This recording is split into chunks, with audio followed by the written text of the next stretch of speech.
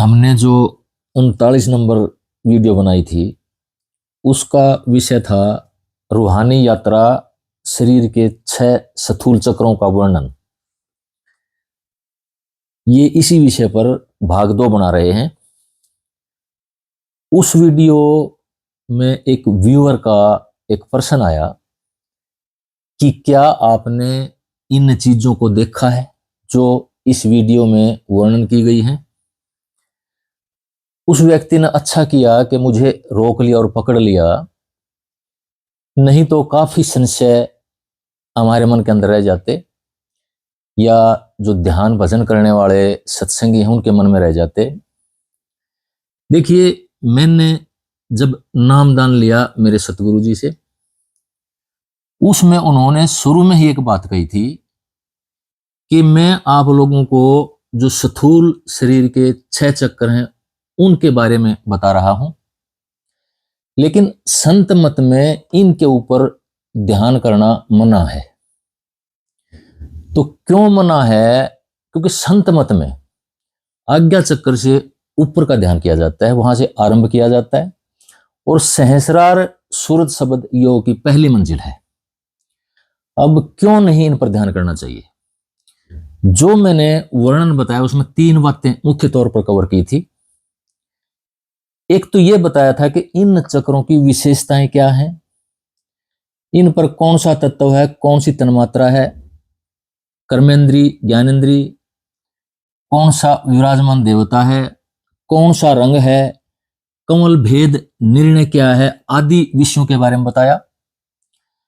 दूसरा यह बताया कि हर चक्कर पर ध्यान करने का फल क्या है।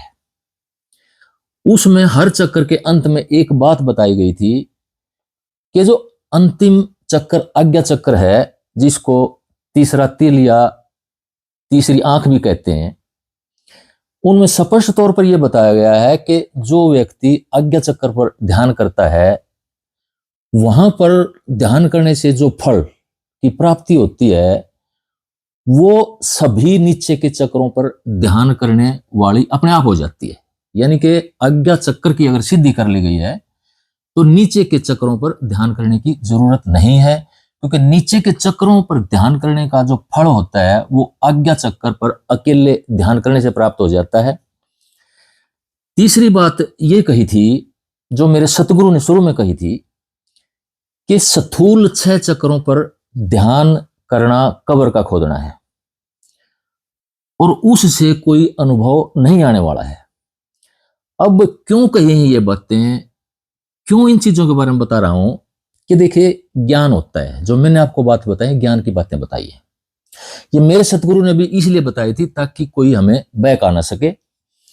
ज्ञान 3 तरह से होता है। जो शास्त्र कहते हैं कि ज्ञान होने के 3 प्रमाण हैं, 3 प्रूफ हैं। एक प्रत्यक्ष ज्ञान, दूसरा अनुमान ज्ञान और तीसरा आगम या शब्द ज्ञान।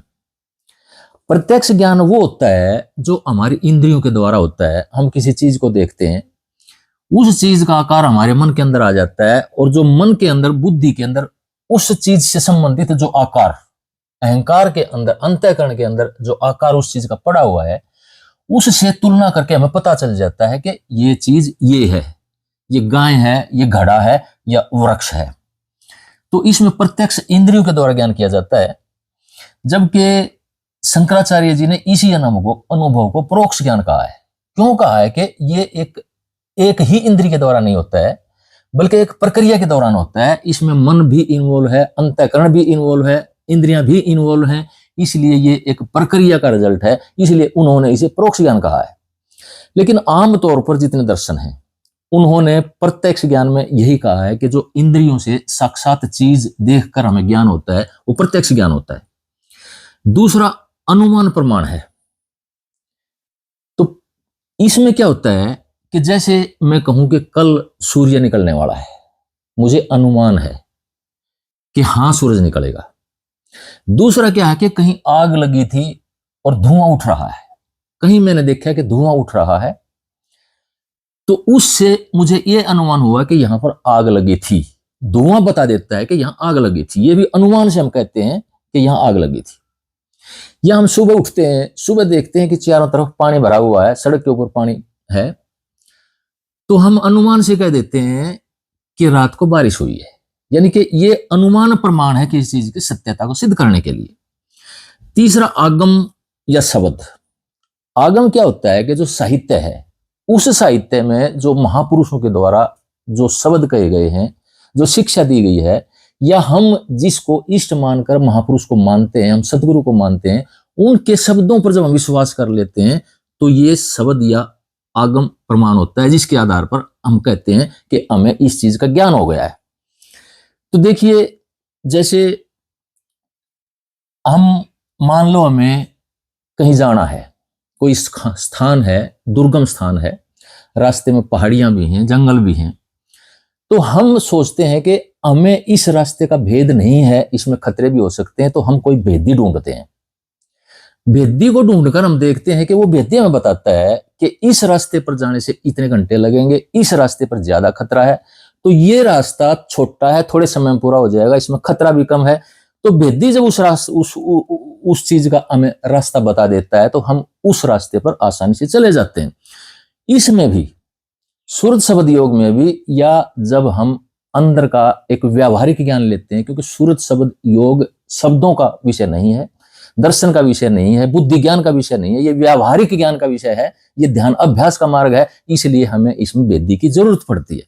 इसीलिए सतगुरु जब हमें मिल जाते हैं तो बता देते हैं कि ये रास्ता आसान है, इस तरह से चलना है और इन इन चीजों का ध्यान रखना है। तो इसमें वेदी को जब साथ लिया जाता है तो वो रास्ता हमारे लिए छोटा हो जाता है, आसान हो जाता है। इसीलिए जो आगम या शास्त्रों में दिए गए हैं, शास्त्रों में इन चीजों के बारे में भरपूर लिखा गया है। जो 6 चक्रों का वर्णन किया है, इसमें आपके शास्त्र भरे पड़े हैं। हठ योग शास्त्र भरा पड़ा है, तंत्र योग शास्त्र भरा पड़ा है। इसके अलावा जो बौद्ध धर्म का वज्रयान है, सहज ज्ञान है, शास्त्र इन ज्ञान पे भरे पड़े हैं, जिनके आधार पर आप कह सकते हैं कि हाँ, इनका वर्णन इस प्रकार हो सकता है। इसलिए हमें उसको जांचने की जरूरत नहीं है, क्योंकि अगर उसमें हमें जांचने लग गए हैं तो हो सकता है एक चक्कर का भेदन करने में हमें सारा जीवन लग सकता है, हमारा जन्म बर्बाद हो सकता है और जो समय है और ऊर्जा की भी बर्बादी हो सकती है। इसलिए इस पे हमें जब सतगुरु हमें वेदी के रूप में मिल जाता है तो बताता है कि हाँ, इस तरह से इस रास्ते पर चलना होता है। इसके अलावा क्या होता है कि शास्त्र भरे पड़े हैं आपके। कहीं तो इंद्र के साथ लड़ाइयां होती हैं साधुओं की, कहीं यम देवता के साथ लड़ाई होती है, यानी कि जैसे सावित्री सत्यवान का प्रसंग है, ये सब ने सुना है कि ये नीचे के रास्ते हैं, लड़ाई के रास्ते हैं, इनमें जो शक्ति विराजमान है, हमें उनके साथ लड़ना नहीं है। क्योंकि जो सूरत शब्द योग है, जो राधा स्वामी योग है, ये जीतने का रास्ता नहीं है, ये तो अपने इष्ट के प्यार में हारने का रास्ता है।